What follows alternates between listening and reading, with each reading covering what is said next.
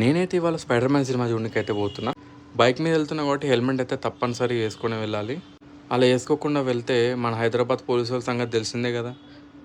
అసలు సండే రోజు కూడా ఇంత ట్రాఫిక్ ఎక్కడి నుంచి వచ్చిందిరా నాయన. ఫైనలీ మూవీ థియేటర్కి అయితే వచ్చేసిన. ఎటు చూసినా స్పైడర్ మ్యానే కనిపిస్తున్నాడు. ఈ క్రౌడ్ చూసినాక అర్థమైంది స్పైడర్ మ్యాన్ అంటే ఎంత ఇష్టమో అందరికీ. టికెట్ స్కానర్ దగ్గర అయితే క్యూ అయితే ఉన్నారు. అండ్ లోపలికి వచ్చేసిన వెంటనే ఇక్కడ కూడా క్యూ ఉన్నారు. నేను 3Dలో పోతున్నా కాబట్టి 3D గ్లాసెస్ కోసం అయితే ఇక్కడ క్యూలో నిలబడ్డారు. సరే అలా సరదాగా క్యూలో నిల్చొని 3D గ్లాసెస్ అయితే తీసుకున్నా. పదండి లోపలికైతే వెళ్దాం, సినిమా చూద్దాం.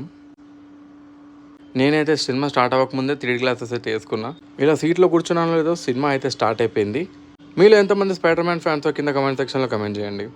సినిమా మాత్రం అద్దరిపోయింది, ఎమోషనల్ టచ్ ఇచ్చింది నాకైతే. సరే ఆకలేస్తుంది అని చెప్పి మేఫిల్కి అయితే వెళ్ళిపోయినా.